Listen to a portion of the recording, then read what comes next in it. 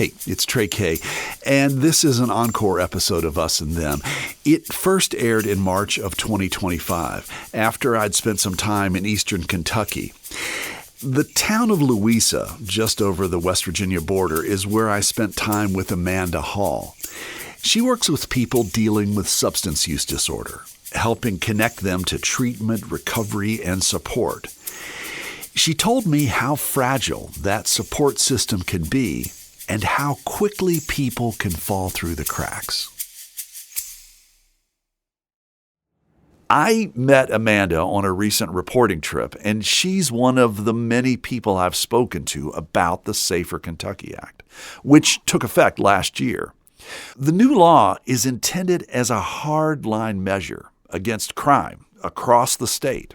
And Amanda is watching as people get caught up in the consequences of that comprehensive law. It boosted penalties for crimes like shoplifting and carjacking, and it added a new 3 strikes policy against violent offenders, so a person's third conviction lands them in prison for life. It also put in statute harsher penalties for distributing fentanyl, especially when someone dies from the drug. I think there was even a stand your ground. Yeah, for shopkeepers. If you own a business and someone is in there taking things from your place of business, that you can almost use force to keep them there until the police come. The bill even put the spotlight on a new crime in Kentucky, one that's gained traction across the nation. In a move that targets homeless encampments, it's now illegal to camp outside in certain places. About 150 cities in more than 30 states have passed or strengthened so-called camping bans. And the National Homelessness Law Center says another 40 are in the works. The Safer Kentucky Act has been law for about 9 months, and many people are cycling between the bill's 3 major domains: homelessness, substance use, and the criminal justice system. We returned recently to talk to people about how it's going. From West Virginia Public Broadcasting and PRX, this is Us and Them, the show that tells the stories about the things that divide America. I'm Trey Kay.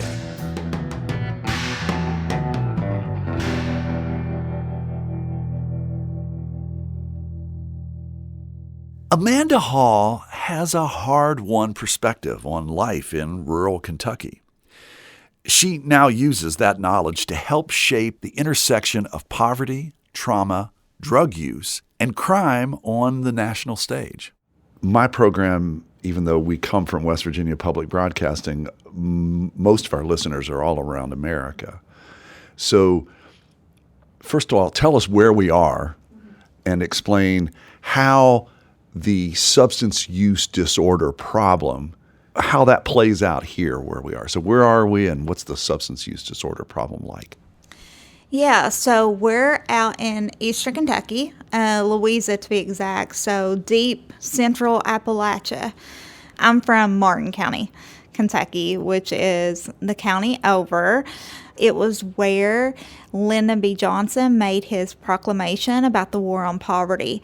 You know, some of those pictures with folks from my hometown, from my community, are famous. At the time with me growing up, we had a stop sign. I mean, we didn't have a Walmart or a Kmart, any kind of store like that. We maybe had 2 restaurants for the whole county. You know, there's a lot of TV programs and books at this point about the opioid crisis and what happened. This community is ground zero for that. The coal industry was very heavy. Unfortunately, there wasn't a lot of replacements for those lost jobs. You had a lot of people who were hurt or disabled due to coal mining. This perfect storm of a lot of folks going through harsh economic situations, being scared of how they're going to feed or take care of their families. And then all of a sudden, there was Oxycontin. In many ways, the story of Appalachia with regard to Oxycontin and opioids is a very similar story. You're nodding, yes. The reason that there's Oxycontin in the first place is because it's hard work, hard labor work. People have injuries that are dealing with pain management. And then I think after a while, it was people, I guess, got the euphoria from this. What do you know about that? Yeah, so Oxycontin really hit big in my community when I was in high school, late 90s and early 2000s. So it was in everybody's medicine cabinet. It was being prescribed to people that were in car wrecks. It was being prescribed for everything and anything, any kind of ill. So I saw a lot of my friends recreationally trying it and then eventually growing a dependence. Myself, I suffered from severe anxiety. I grew up in a very low income community without transportation. And due to my anxiety, I started experimenting with, alcohol, some marijuana. And then at 16, I was in a mild car accident and was prescribed hydrocodone. Before I knew it, I could not live without it. After there was a lot of the prescriptions started halting, legislation around reporting, doctors started going away. So when Oxycontin started going away, I started using methamphetamines. And then I started using heroin. My life just kept getting harder and kept getting worse, and in and out of county jails with no kind of transition or help. I really blame myself for being incarcerated at the time. I didn't have medical insurance. One time, I literally sold my prescription drugs to pay to go to a detox, but I could only stay there a few days. That's all the money I had for, and that's as long as the program was. And so I got out and literally started using the next day. It was a rough time. In 2010, when Amanda Hall was in her late teens, she received 2 5-year sentences for drug-related offenses. She was incarcerated at the Kentucky Correctional Institute for Women for 13 months. I was separated from my family. I had 2 children. I'd tried to quit over and over. And my assumption is, based on all that I've learned over these past few years, it's like trying not to eat or trying to hold your breath or something like that. It's like after a while, that's all you can do, right? No, 100%. I'd been using since I was a teenager, and I really did not know how to live life. I didn't know what to do. All of these horrible thoughts and trauma was still there and surfaced, and I did it to shut out those voices. A few days wasn't curing me for that, and I had no follow-up. So yeah, I went back to what I knew. Finally, after prison, after missing my baby's first steps, missing my son's kindergarten graduation, I finally was sent to a treatment center. Well, it was a recovery center and a halfway house. And I was there for 13 months. It was still 3.5 hours away from my family. I got sent to Louisville because we just didn't at the time have the resources here in Eastern Kentucky. And after 30 months, I finally got to see my kids again. After incarceration and treatment, Amanda became a social worker trying to help others get back on their feet. She ended up running the very drug treatment and recovery center where she was once a client. And then she moved into policy. She spent 7 years as a lobbyist, urging state lawmakers to create safety nets for people cycling through addiction and jail.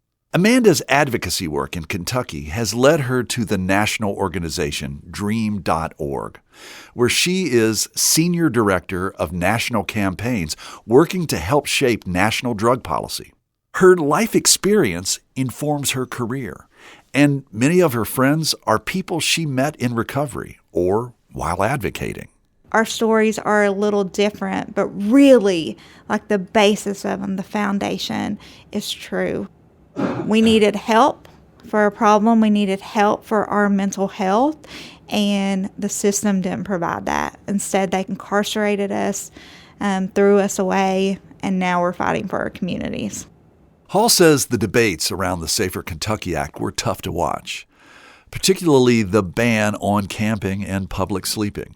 Knowing the county that we are in right now, we do not have a shelter. And just imagining, even in my community, the people that could end up in jail just for not having a roof. Literally, we just keep criminalizing and criminalizing and criminalizing. And what's happened in America, our prison rates has went up, but so have our overdose deaths.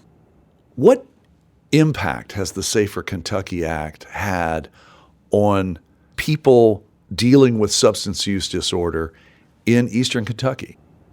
In my community, and I would love to see some stats. Here, because we are smaller, we have a smaller number of folks that are unhoused, but we do have people. And we have whole counties that don't have a shelter for people to go. I think it's going to take us a little while to look at that data and parse it out and see the impacts that it has. And I really look forward to seeing that in a horrible kind of way, because I really think the Safer Kentucky Act is harming Appalachians as well. I remember I got to a point in my life where I had burned a lot of bridges. I would get lucky and people would let me sleep on couches. I would go back to my mom's house. But sometimes people don't have that opportunity. And instead of finding them resources or, harm reduction or just being compassionate to them right now, we're throwing those people in jail. And we see so many studies that within the first 2 weeks of release from incarceration, some studies say 39 times more likely, some over 120 times more likely to die of an overdose within the first 2 weeks of being released from incarceration. So it's very scary for our, population who does have substance use disorder. It's very scary. I know people in West Virginia who would say, well, that's social Darwinism. They've died, and so now they're not really in our society, and we don't have to worry about them anymore. Well, I'm just really thankful. Maybe those people should come talk to me and my kids, who are so appreciative that they have their mom and that she's alive. That would have devastated my little babies.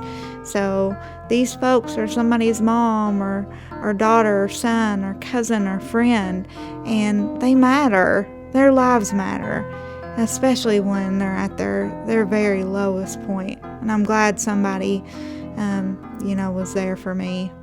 Hall has also co-founded Smart Justice Advocates, a group of Kentuckians whose lives have been affected by the legal system and now work to change it. But for now, she lives in a small Appalachian town where access to any social safety nets seems far away.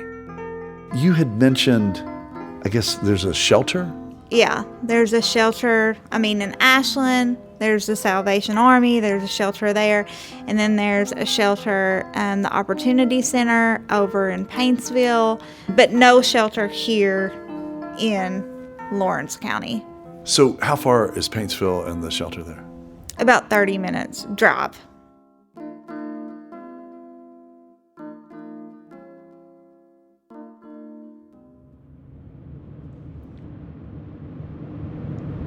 So I'm making my way down the road. Johnson County is, I guess it's most famous for being the place, the birthplace of Loretta Lynn, the country music star, coal miner's daughter. And if you're looking at me, you're looking at country. So I'm here in Paintsville, Kentucky, and I'm standing in the parking lot of Altogether Opportunity Center. Now, if you were to look at this place, it basically looks like it's a hotel. a place that you would pull off maybe to get a room on a night if you're traveling, maybe kind of like a Red Roof Inn or maybe a Motel 6. Can you tell me your name? George Ruck. So, George, what brings you here to this place? I've been struggling, financially, of course. I moved up here from Florida with my sister to do a general store, and it just fell through. Were you sleeping on the streets? Yeah, I had a tent. I was pretty comfortable. I had a fire and stuff going, but when the leaves fell, it was kind of hard to be hidden. I want something better. I'm on SSI right now, and I'm struggling, and it's not enough. I guess one of the things I keep hearing is that, if somebody's in a situation that you're in, that if you're here, I guess, near Paintsville or anywhere in rural Kentucky, that in many ways, if you're homeless, that there's not that many shelters or facilities you're nodding your head, yes, there's not much. No, there isn't. This is it here. They're not capable of housing too many people. Unfortunately, a lot of people, they stay stuck because they want to be stuck, I don't judge anybody, but, I'm trying to do something. I'm trying to get in housing. I'm trying to help people while I'm down too, and it keeps me going, but, it's tough. I guess one last question I have for you, and I'm wondering how this law, it seems like it adds like another thing to deal with, like that I can't camp out because I might get a citation. Yeah, I see why the law is in effect, but on the other hand, where are we supposed to go, if we don't have a place to live? And if you go to a campground or something, then you're gonna, every time you leave your camp, you're gonna be worried about your stuff being missing, so that costs money too. A lot of people don't collect SSI or disability or anything or work. Do you feel like you're getting services here, like at this place, that are helping you get back on your feet? I got a bed, I got a roof over my head. I stay active in the church and the groups. It helps me to keep busy, because just sitting around and not doing nothing is one of the worst things for someone to do. It's already down and out as it is. Everybody's great here. A lot of churches come in and bring us food, and the facility makes food for 4 or 5 days a week. So it helps out, because then you can save money. I'm trying to save enough to get a car going again, and if I don't get in housing first. But I really appreciate you taking the time to speak with me. Let me just ask you, do you have any questions for me? No, not really. I just, I hope people are aware that, people out here aren't just living on the street because they want to, It's today's society, man. SSI isn't enough, and, being disabled for so long, I couldn't work, so I couldn't get any kind of higher disability paycheck. There's a lot of people that just fall in hard times, man, and they need help, and they don't need to be pushed even further down the hole. It's tough, but I'll push through it. That's George Ruck in Paintsville, Kentucky. When George asked what he's supposed to do without housing and no legal right to camp outside, I felt for him. I'm not sure what I would do either. Johnson County leaders recently approved a 90-day window to shut down the Opportunity Center in Paintsville. If the center closes, he'll have to relocate. After a break, more from the Bluegrass State. The legislation that exists now is legislation that's existed in the past in other places and has been enforced in the past in other places. To think that struggles within our communities, especially around vulnerable populations, are not interrelated is naive at best, maliciously negligent at worst. You're listening to Us and Them. This program is supported in part by a grant from the Just Trust.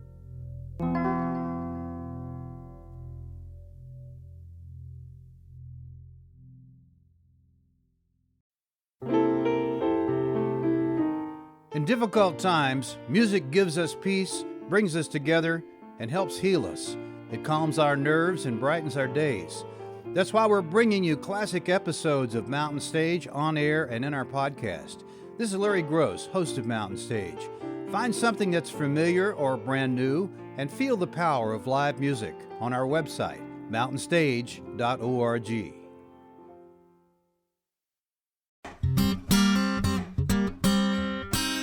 Hey, it's Trey, and this is an Encore episode of Us and Them from PRX and West Virginia Public Broadcasting. It first aired in March of 2025.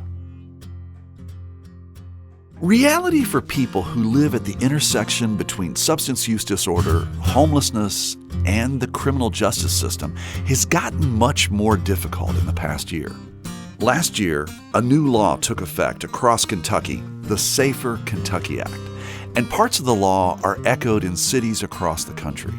It has harsher penalties for multiple kinds of crime, and notably, created new punishments for sleeping and camping in public. Advocates say the policy brings unhoused people closer to resources, especially those who live with substance use disorder. Critics say it's doing just the opposite. So today, I'm returning to Louisville, Kentucky, to see how things are going. This is the second time I've come to Louisville, and each time I haven't had like a really great plan as to who I would encounter, but it just seems like the people who are literally on the streets and the people who are helping them, they are in abundance. What I'm hoping to do is to check back in at whether or not actions that have been taken, if they've been effective. I meet up with Jennifer Twyman, who's an organizer with Vocal Kentucky. It's a movement of low-income people dedicated to ending homelessness and mass incarceration. We're sitting in Twyman's office, where Isaac Chamberlain, a regular at Vocal, joins us. I'm a homeless person and a member of Vocal community. I depend on Vocal for my medicine. That's why I come to get my Hep C treatment, to go over there to get my Hep C treatment today. This is a safe place for us. It's a safe environment for us. We don't have to fear about getting in fights, or we don't have to fear about the police or people harming us here. We come here because this is our safe place. It's a safe place for us.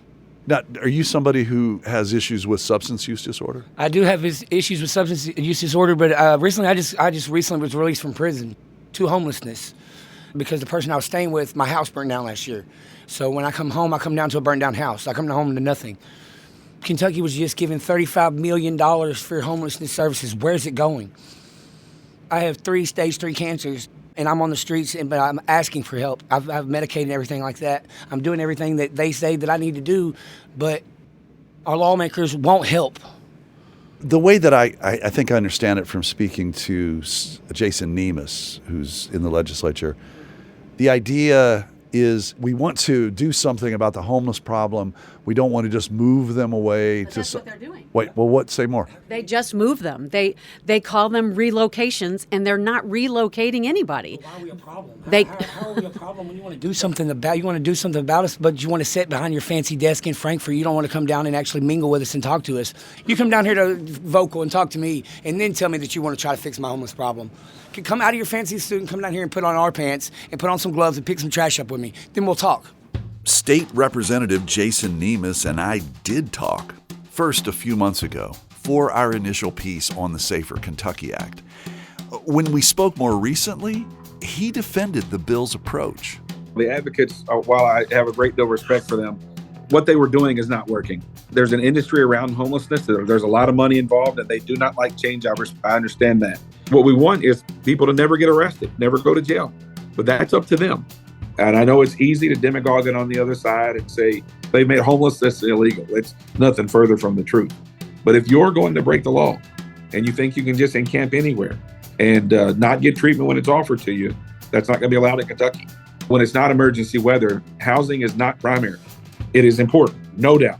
What are the underlying reasons that the person is homeless? Is it jobs? Is it mental health? Is it substance abuse? That's what we have to treat. If they won't take the hug, we're going to get them in front of a judge and we're going to push them into treatment involuntarily. We're going to try our best to help our people. While speaking with Jennifer, I relayed Nemus's argument that the Safer Kentucky Act increases support for people on the streets.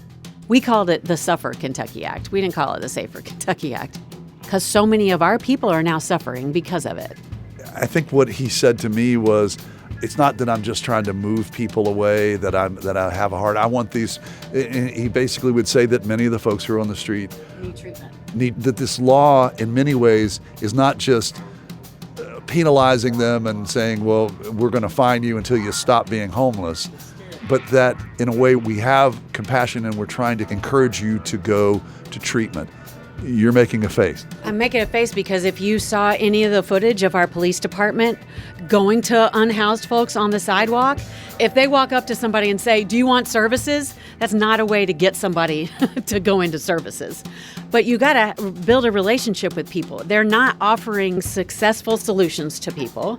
Jennifer's comment about building relationships reminds me of something Amanda Hall mentioned earlier in this episode.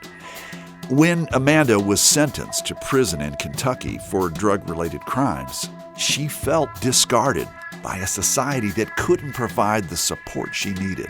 And while the Safer Kentucky Act isn't a housing or healthcare policy, Jennifer says the new crime law highlights policy gaps that make it harder to stay both sober and housed. Our city likes to pat itself on the back for all the people that they get housed.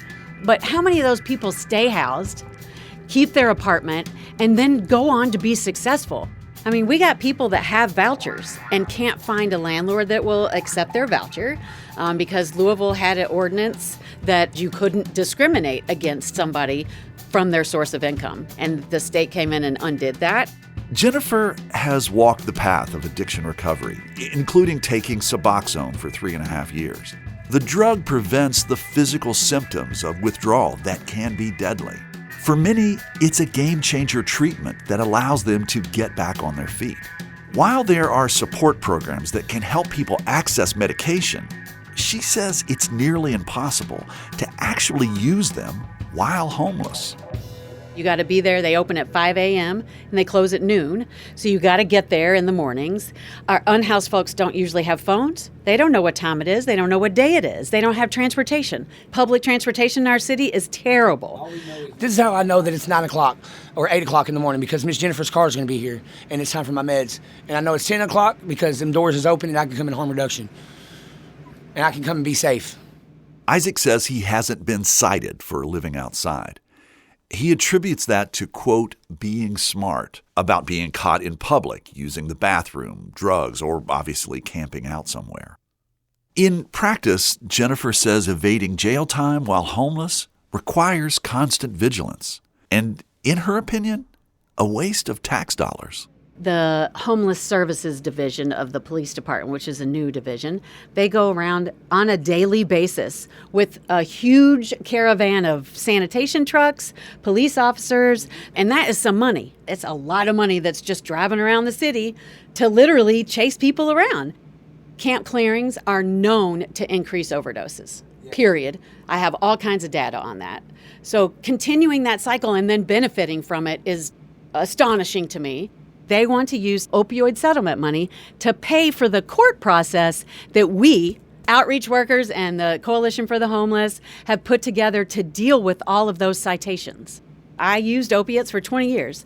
That money could be from my death. It is from a lot of my friends' death. So they want to take $750,000 of that money and put it into a court system that is only there because our state passed HB 5. HB 5 is the official name for the Safer Kentucky Act. At this point in the conversation, things take a turn that I didn't expect. Usually when I talk with people, my mind conjures how somebody on the opposing side might respond to the person I'm speaking with. As host of Us and Them, my job is to play devil's advocate. So that's what I did. I want to be the countervailing perspective. You just described a lot of care that needs to go to that. Yeah. That costs money. There's money to jail people. I mean, if people want to know what to do with the millions of dollars of opioid settlement money we're getting, house people. But that sounds like coddling. That sounds... Wait, just because I'm playing a role here. It's not. I'm not saying. But it's. Wait. Respectfully, I need to go. Okay. Because Isaac, no, I need. playing the devil's I know, advocate. but Miss Jen, I need to go. Okay. I need to go. You're good. You're good. No, respectfully, thank you for Hey. your time, sir. No, thank you. Thank you for your time. hope I will be I- here I- for the. No, you didn't. It's just. I'm Just very. don't go nowhere. I'm on. Okay. This Will you have Brittany? The topic gets me riled up, and I don't want know. to. Will you have Brittany Yes, ma'am. lock the door behind you? Thank you. It's okay. I feel bad, but It's okay. but I feel like that they're. That's the thing. It's emotional. He's talking about his f***ing life. We had 2 unhoused people die last weekend because of hypothermia. Isaac could be next. Somebody just died in our jail again. That's like number 16 or 17 in the past 3 years at our jail. So there's really unsafe places for people to be, not just our sidewalks. It's not safe in our jail. Our jail is usually over capacity all the time. Where I was going with this coddling part, what's happening in Washington right now with basically attacking programs that are considered wasteful. I feel like I'm hearing voices that they would say that perhaps somebody like Isaac, perhaps somebody like you previously, you made a choice. And that there are things that could be done where you're not going to be on the streets and you have an option to go into treatment and you can pull yourself up by your bootstraps and do it in a way that is not going to require me and my tax dollars to pay for this. You want people to pull themselves up by their freaking bootstraps? You gotta give them boots. Isaac doesn't have boots. He was outside earlier begging for a pair of pants because he's got on a really thin pair of flannel pajamas. They should be able to do more than just survive. That's why you can't just house somebody. You gotta walk that walk with them. I am honored that I have several big full circle stories that of friends of mine that have gone from me meeting them, like when I talk about him all the time. He knows. His name's Ryan. I met him while I was working at the syringe service program. He was an injecting drug user. He now works at the syringe exchange program. That is amazing to me. It's just a constant, it's communication, it's support, sometimes it's just listening. If Isaac's having a bad day, sometimes all he needs is to be able to say it to somebody that hears it.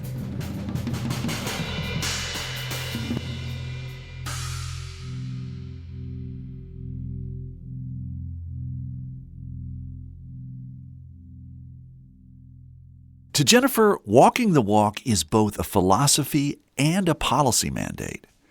She told me she wants to see longer-term solutions for Louisville's homeless population.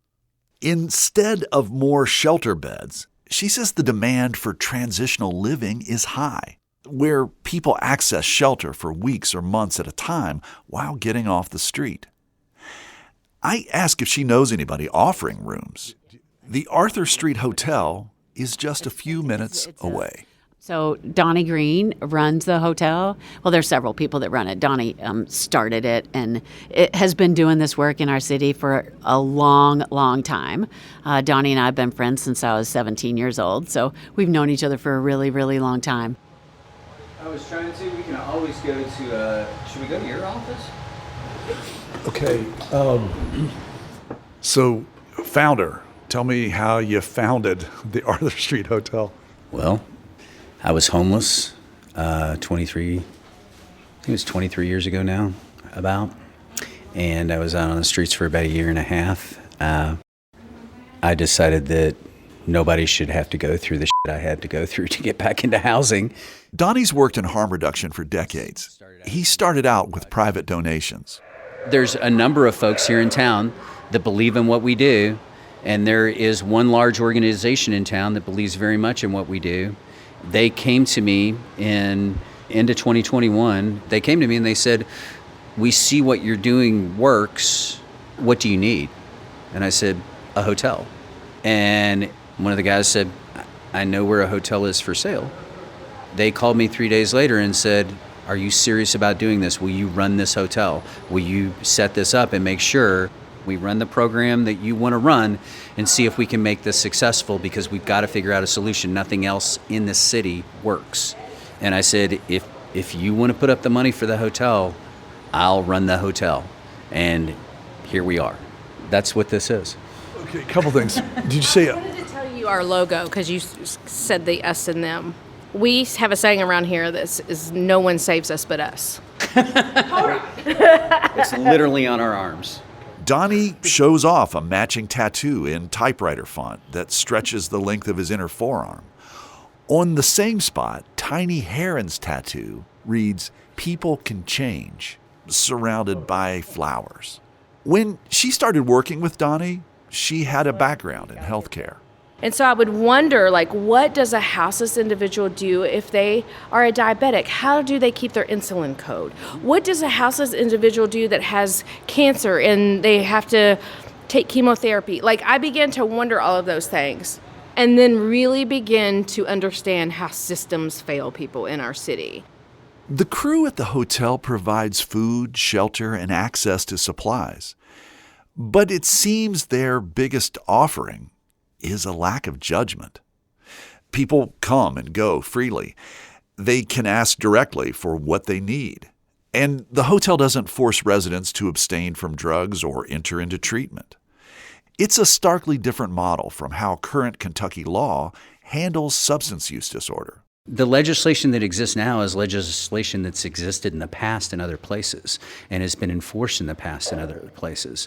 To think that struggles that exist within our communities, especially around vulnerable populations, are not interrelated is naive at best, maliciously negligent at worst, and I'm not sure where Mr. Nemus falls in that spectrum.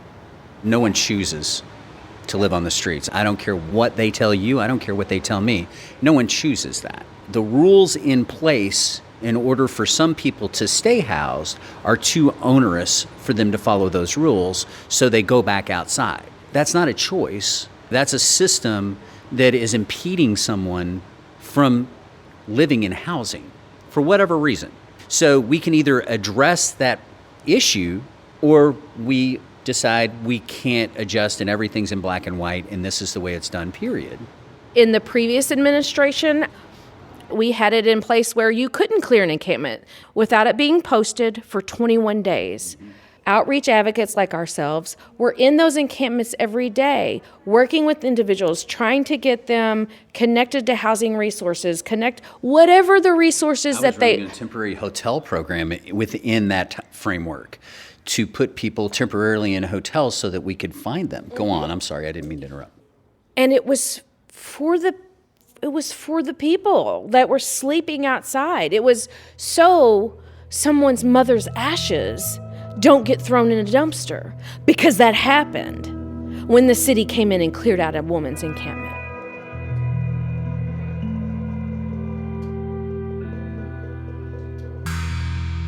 What I know, wherever I am, whether I'm in Charleston, West Virginia, whether I'm in New York City, whether I'm in Brooklyn, New York, or whether I'm up in the Hudson Valley, New York, the issue is NIMBY, not in my backyard. Mm-hmm. Are there people around here? It's like, oh my God, there's that riffraff.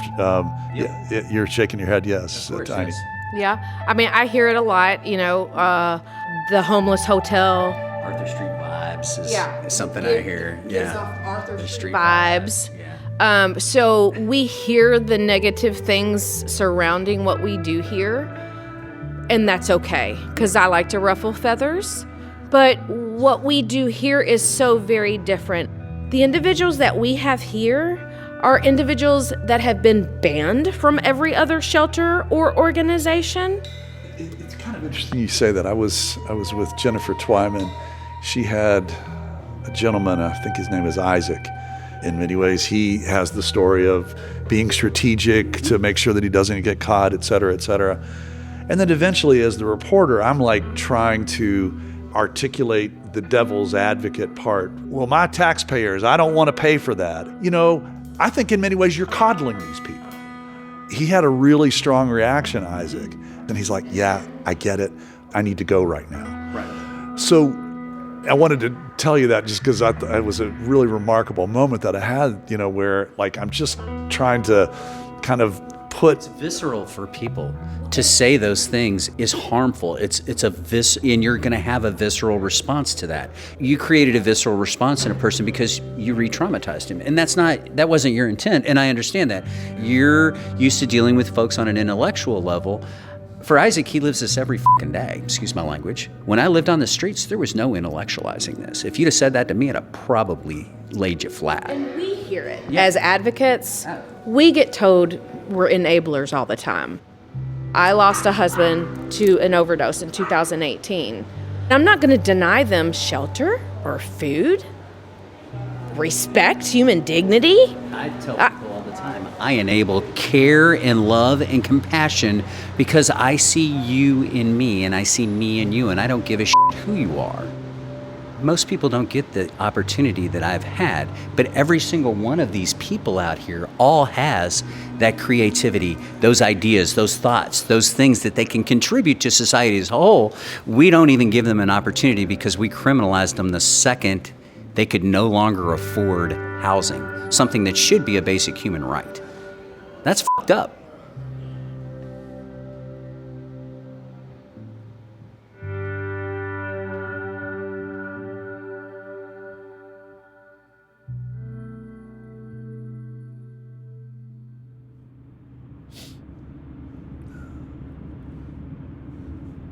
I'm following Donnie Green, and he's the guy who founded the Arthur Street Project.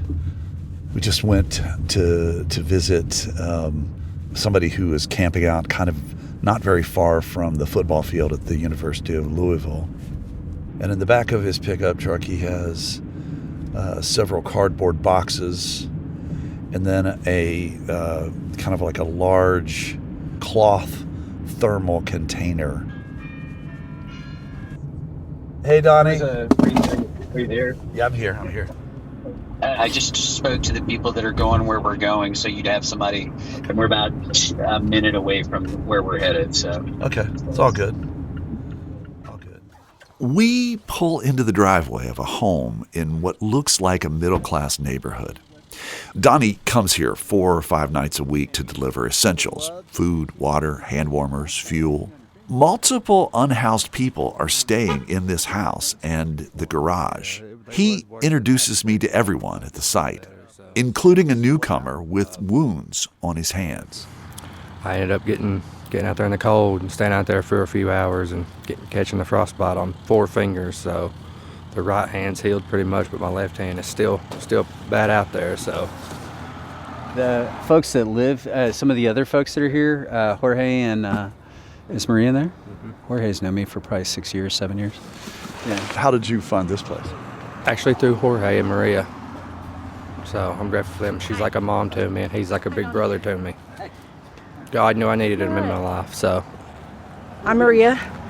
I actually work for the lady that owns the house, and she was kind enough to bring me in off the streets and my family. So I adopted a boy, and this is my old man, and we have a puppy. There's another family living in the garage. There's 2 more in the house that live here also. She's a great woman. How did you meet Donnie? I met Donnie through Jorge. How did you meet Donnie? Off the streets. Yeah. I've been living on the streets for about 17 years. 17 years? Yes, sir. In and out of jail and get kicked out of my mom's and all that stuff. And I got arrested for being bench warrant, not showing up to court. And this time I got arrested, it was for the warrant and all the charges I had. So right now I'm doing a year of probation, went to rehab, and probably have to go back to rehab to get time off my probation. Tell me, how did that happen? They got me on a no trespassing sign area. Well, ever since then, like wherever I go, they say it's no trespassing, but we don't see the signs up. I guess people take them off, and when I got arrested for the last one, I just got out of. Do you guys know about this thing called the Safer Kentucky Act, or it was called HB 5? No, but I do know that they made it illegal to be homeless. That's what I'm talking about. What do you think of that? I think it's crock Say more. Yeah, it's a problem that was caused by, I would say, this is my opinion, money hungry. They want the homeless off the streets to make it look prettier for people that come in, for the tourists. Do you know anybody, or have you ever gotten a citation like from like a law enforcement? Everybody that I know has been cited for being homeless, except myself. But I've lost all my homes because of it. My last home before I came here was demolished overnight. There was almost 10 people there, and I lost everything. I didn't even get an opportunity to go back and look at it. I lost pictures, mail from my kids, my mom. My mom has passed. She's been gone 15 years now. I don't have anything left from her. My kids, my grandsons, I don't have anything left. I'm still breathing, thank God. How old are you? I'm 50. And it's really cold outside, and it's hard for people, my age. It's hard for younger kids. They're kids getting kicked out of their houses. They have nowhere to go. They're on the street. They're lucky if they find somebody that has their head on straight and steers them in the right direction. The week before, Maria was getting food for herself and others. She says she was greeted by the police. They were arresting somebody that we knew, and then they stuck around to give us a heads up on loitering. And if we were caught, they would just take us to jail, no questions asked. I'm imagining that law enforcement may know that you've been homeless before, so they kind of track you and watch your activities? I've had a pretty rough go about it. I was told I don't know how to be homeless, which who does? What does that mean? Yeah, exactly. I don't know how to be homeless. I've never been homeless, per se.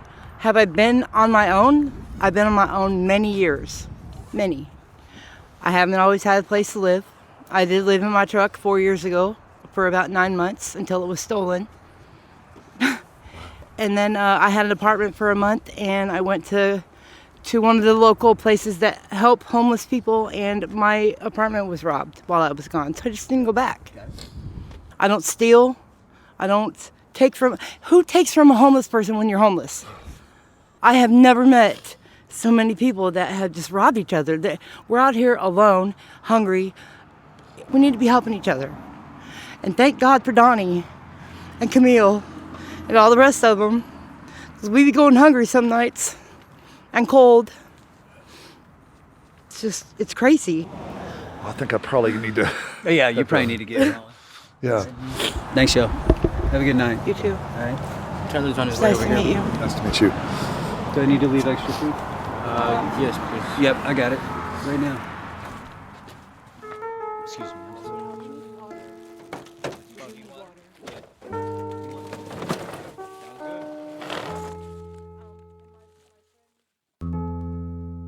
Donnie provides services 7 days a week, often working over 12-hour days. He's deeply committed to his work, but to me, his schedule reflects the sheer volume of people in Louisville whose needs remain unmet. Perhaps there, everyone can agree. Again, Kentucky Representative Jason Nemes. Look, this stuff is not beautiful. This is not the greatest, safest, non-controversial area of the world. This is hard. This is where policy becomes very difficult. No matter what decision you make, there's good and there's bad. But what we're trying to do is we're trying to get the institutions of government, the nonprofits, the substance abuse treatment, mental health treatment, to come together to help folks. We're trying to help them.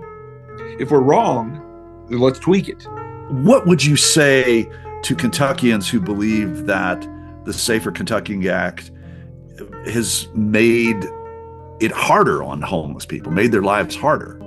Well, in some ways, that's the point, right? You have to get friction. You have to present friction so they'll get the treatment. If that's what they mean by made their lives harder, then hallelujah. It has not, to my knowledge, made somebody's life harder in a way that is harsh or unloving. As Representative Nemes talks about the possibility of tweaks to the Safer Kentucky Act, the debate may be far from over. In some places, advocates are pushing back on the recently enacted camping bans. In Morgantown, West Virginia, residents will soon vote on whether to scrap that ban passed last year.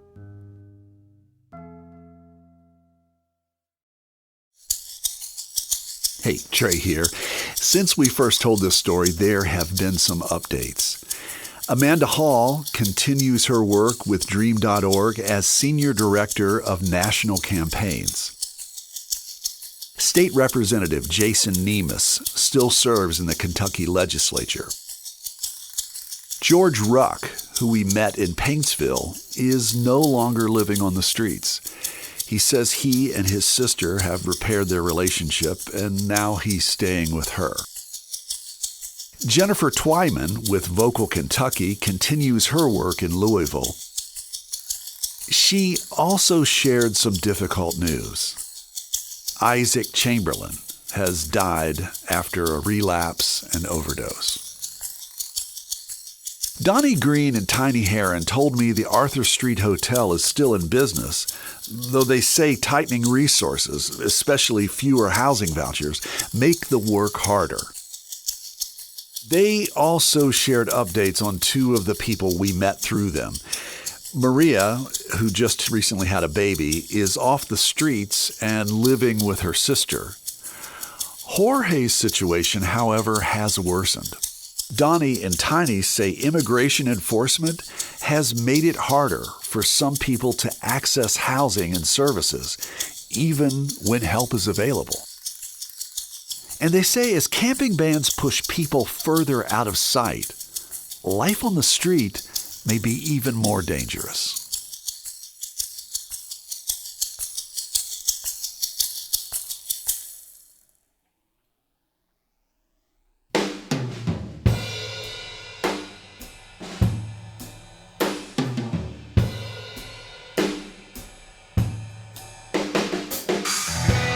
You've been listening to Us and Them. Our team for this show was me, Trey Kay, Christina Stella, and Kate Smith. Special thanks to John Bowman at dream.org and Elsie and Lee Harris. Michael Lipton, Tristan Lozow, and Ahmed Solomon wrote and performed the Us and Them show music. Mark Lerner designed our logo. The marvelous people at PRX and West Virginia Public Broadcasting make Us and Them possible. So do grants from the Corporation for Public Broadcasting, the CRC Foundation, and the Just Trust. Hey, we'd love to hear your thoughts about this episode. Would you share them with us on our Facebook page or on X, formerly Twitter, at Us Them Podcast? Us and Them was originally developed with assistance from the mentorship program at AIR, the Association of Independents in Radio. We'll see you next time on Us and Them.